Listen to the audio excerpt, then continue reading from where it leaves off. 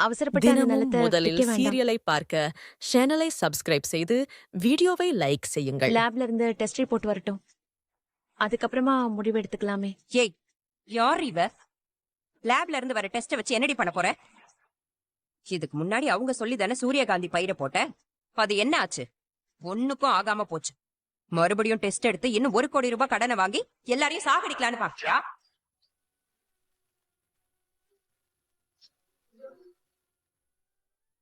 மகா, எந்த நிலத்தையும் விக்க வேணாம். லாக்கர்ல உள்ள நகையெல்லாம் எடுத்து தரேன். பேங்க்ல கொண்டு போய் அடமானம் வச்சுட்டு முதல்ல கடனை கட்டட்டும்.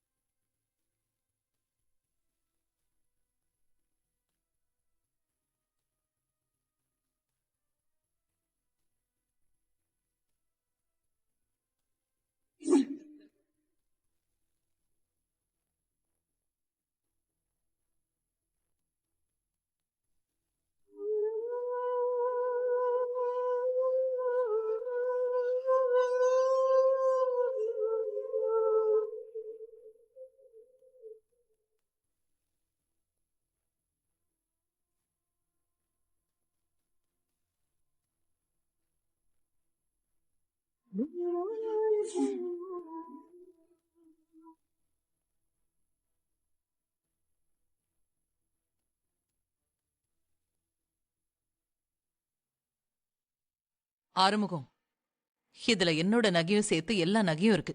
இந்த நகைங்களை கொண்டு போய் நீ விப்பியோ இல்ல பேங்க்ல அடமான வைப்பியோ எனக்கு தெரியாது. பேங்க்ல உள்ள கடனை நீ அடைச்சிட்டு வந்துரு.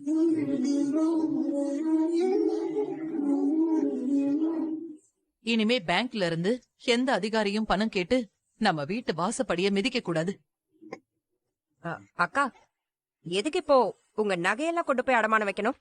ஒண்ணுக்கும் உதவாத அந்த நிலத்தை வித்து அந்த பணத்தை வச்சு கடன் அடைக்கலாமே.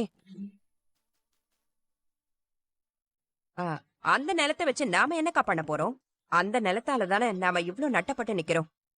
இருக்கட்டும் மகா, நிலத்தை விக்கிறத பத்தி அப்புறமா பேசலாம். இப்போ கடனை அடைக்கிற வழிய பாப்போம். ஆறுமுகம், இந்த நகையை கொண்டு போய் அடமான வச்சுட்டு பேங்க் கடனை அடைச்சிட்டு வந்துரு. என்ன மன்னிச்சிருமா. என்ன நம்பிதான் நீ 50 லட்சம் ரூபாய் பணத்தை கொடுத்த. ஆனா நான் எல்லா பணத்தையும் பாழாக்கிட்டேன்.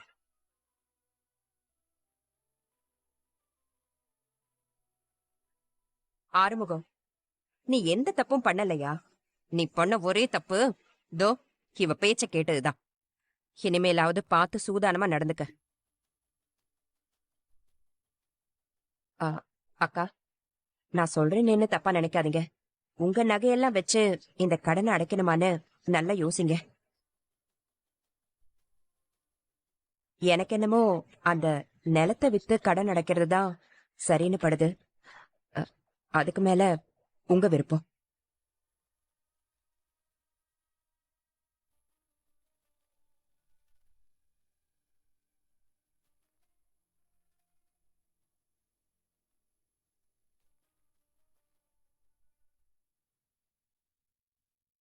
மா, நான் சம்பாரிச்சு உனக்கு நகை வாங்கி போடணும். ஆனா நீ உன் நகையெல்லாம் வித்து என் கடன் அடைக்கிறியம்மா. அதை நினைச்சாதான் உண்மையிலே எனக்கு ரொம்ப கஷ்டமா இருக்குமா. என்னையா, என்கிட்ட இருக்கிறது எல்லாமே உங்களுக்கு தானையா? உங்களுக்கு பயன்படாததை வச்சு நான் என்ன பண்ண போறேன்? தினமும் முதலில் சீரியலை பார்க்க அழாதயா. சேனலை சப்ஸ்கிரைப் செய்து வீடியோவை லைக் செய்யுங்கள்.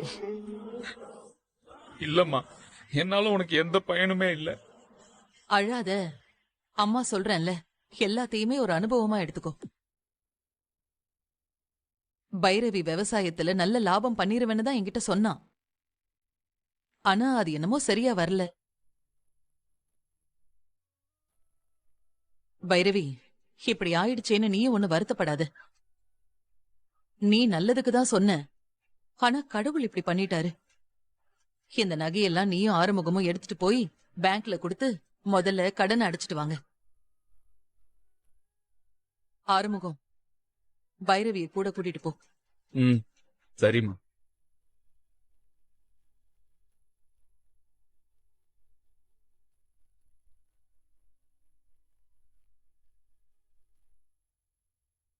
போயா.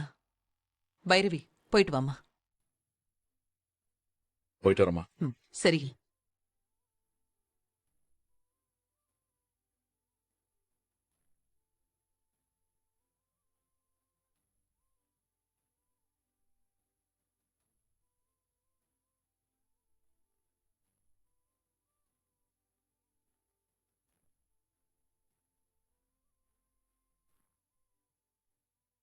இந்த நகையெல்லாம் எங்க அப்பா எங்க அம்மாவுக்காக ஆசையா வாங்கி கொடுத்தது. ஒரு நாள் கூட இந்த நகையெல்லாம் அவங்க போட்டு நான் பார்த்தது கிடையாது. ஆனா இப்போ எனக்காக இந்த நகையெல்லாம் விற்க சொல்லி கொடுத்துருக்காங்க. அதை நினைச்சாதான் எனக்கு ரொம்ப குற்ற உணர்வா இருக்கு. நீ மட்டும் அந்த நிலத்தை விற்க வேணாம்னு சொல்லாம இருந்திருந்தனா அந்த நிலத்தை வித்துட்டு இப்ப நிம்மதியா இருந்திருக்கலாம். அந்த நிலத்தை விற்காம உன் பேச்சை கேட்டு பேங்க்ல 50 லட்சம் ரூபாய் கடனை வாங்கி எல்லாத்தையும் இழந்துட்டு நிக்கிறேன். என்னது? அப்போ என்னாலதான் எழுந்துட்டு நிக்கிறியா? நீ மட்டும் காரணம் கிடையாது, நானும் தான். நான் உன் பேச்சை கேட்டிருக்க கூடாது. கேட்டது ஏன் தப்பு தான். அப்ப எல்லாத்துக்கும் நான் தான் காரணம்னு சொல்ல வரேன், அப்படிதானே? நீயும் ஒரு காரணம் தானே. முட்டாள் மாதிரி பேசாத. உன் சித்தி எதுக்காக அந்த நிலத்தை விற்க சொல்றாங்கன்னு உனக்கு தெரியுமா? அதை வித்து கொடுத்தா அவங்களுக்கு லட்சக்கணக்கில் கமிஷன் கிடைக்கும். அதனாலதான் அந்த நிலத்தை விற்கணும்னு துடிக்கிறாங்க. அது தெரியாம நீ பாட்டு என்னென்னமோ பேசிக்கிட்டு இருக்க. உன் சித்தி ஒண்ணு நீ நினைக்கிற மாதிரி நல்லவங்க கிடையாது. இங்க பாரு, ஒருத்தவங்களை பத்தி முழுசா தெரிஞ்சுக்காம அவங்கள பத்தி தப்பு தப்பா பேசக்கூடாது. ஏன் என் சித்தி சொன்னது நல்லதுக்காக கூட இருந்திருக்கலாம்ல. அவங்க சொன்னதை நான் கேட்டிருந்தேன்னா இன்னைக்கு நம்ம இவ்வளவு நஷ்டப்பட்டிருக்க தேவையில்ல. 50 லட்சம் ரூபாயை எழுந்துட்டு நிக்க வேண்டிய அவசியமே இல்ல.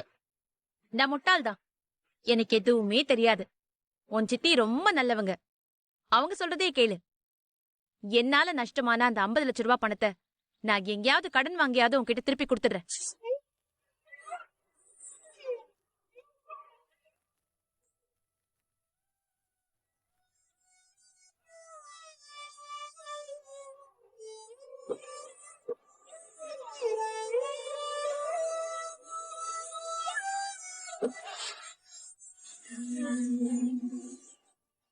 இந்த பிரச்சனைனால ஆறுமுகத்துக்கும் பைரவிக்கும் சண்டை வந்துருச்சே.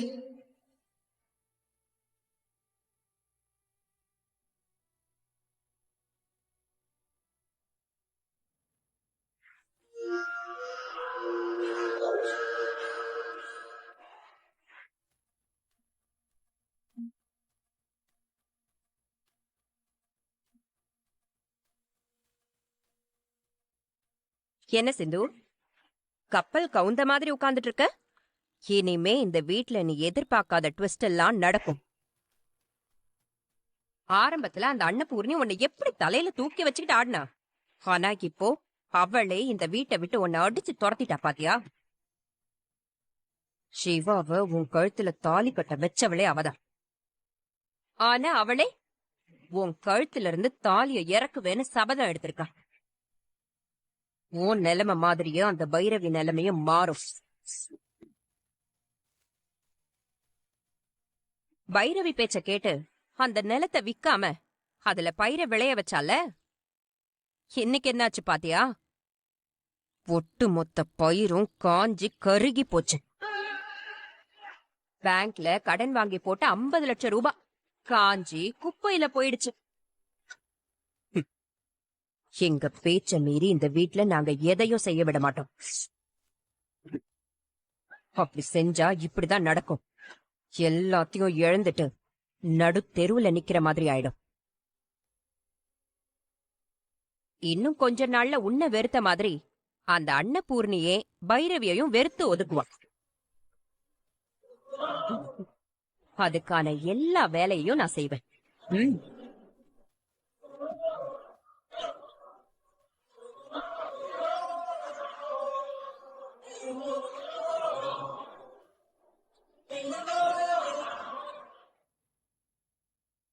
டாக்டரே, டாக்டரே, உன்கிட்ட ஒரு முக்கியமான விஷயம் பேசணும். சொல்லு. கொஞ்ச நேரத்துக்கு முன்னாடி மகாத்தை என்கிட்ட பேசினாக. அவங்க பேசினதை வச்சு பாக்கும்போது சூரியகாந்தி பூ வாடி போனதுக்கும் அவங்களுக்கும் ஏதோ தொடர்பு இருக்குன்னு தோணுது. என்ன சொல்ற? ஆமா டாக்டரே, மகாத்தை அந்த இடத்த தரிசு நிலம்னு சொல்லி விக்க சொன்னா. பைரவி அந்த இடம் கரிசல் பூமி, அத விக்க வேணான்னு சொல்லி தடுத்தா. பைரவி சொன்னதை கேட்டு அன்னபூர்ணி அத்தையும் அந்த நிலத்துல பயிர விளைய வைக்க சொன்னாக. அதுவும் நல்லபடியா செழிப்பாதே வளர்ந்துச்சு. திடீர்னுதே எல்லா பயிரும் கருகி போச்சு. ஆமா டாக்டர், என் பேச்ச கேட்காம அன்னபூர்ணி இந்த வீட்ல எது செஞ்சாலும் அது இப்படிதே நடக்கும்னு சொல்றாக. அவங்க சொல்றத வச்சு பாக்கும்போது இதுக்கு பின்னாடி அவங்க இருப்பாங்களோன்னு எனக்கு சந்தேகமா இருக்கு டாக்டரே. நீ எங்க அம்மாவை சந்தேகப்படுறியா? நீ இந்த குடும்பத்துக்கு வந்து 2 வருஷம் தான் ஆகுது. ஆனா அவங்க இந்த வீட்ல 40 வருஷமா இருக்காங்க. உன் விஷயத்துல வேணா எங்க அம்மா தப்பு பண்ணிருக்கலாம். ஆனா இந்த குடும்பத்துக்காக இவ்ளோ கீழ்த்தரமான விஷயங்கள்லாம் என்னைக்குமே பண்ண மாட்டாங்க. அது மட்டும் இல்லாம அன்னபூர்ணி பெரியமா எங்க அம்மாவை கலந்து பேசாம எந்த ஒரு விஷயமும் பண்ண மாட்டாங்க. நீ பொய் சொல்லி கல்யாணம் பண்ணத என் அம்மா நிரூபிச்சிட்டாங்கிறதுக்காக அவங்க மேல இப்படி அபாண்டமா பழி போடாத. என் அம்மாவுக்கு இந்த குடும்பத்து மேல இருக்கிற அக்கறையை விட உனக்கு இருக்குன்னு நினைக்கிறியா? இன்னொரு தடவை என் அம்மா மேல இந்த மாதிரி பழி போட்டேனா அதுக்கப்புறம் நான் சும்மா இருக்க மாட்டேன். என்கிட்ட சொல்லிட்டு இருக்கிற மாதிரி இந்த விஷயத்த வேற யாருக்கிட்டையும் சொல்லிட்டு இருக்காத. போய் வேலையை பாரு.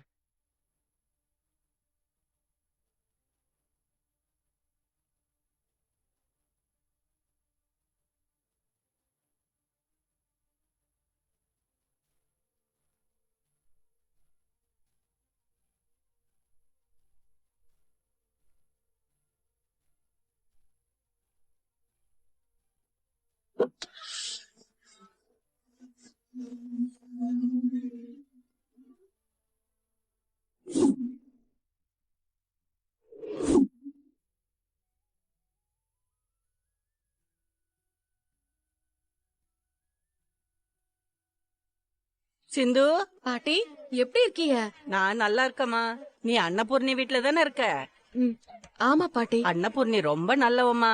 நீ போய் சொல்லி சிவாவை கல்யாணம் பண்ணிக்கிட்டல்ல, அந்த கோவத்துலதான் உங்ககிட்ட வெறுப்பா நடந்துக்கிறா. நிச்சயமா அன்னபூர்ணி கோவம் ஒரு நாள் குறையும். ஒரு நாள் உன்னை மன்னிச்சு மருமகளா ஏத்துக்குவா. அது வரைக்கும் நீ அவசரப்பட்டு எந்த முடிவும் எடுத்துறாதடா.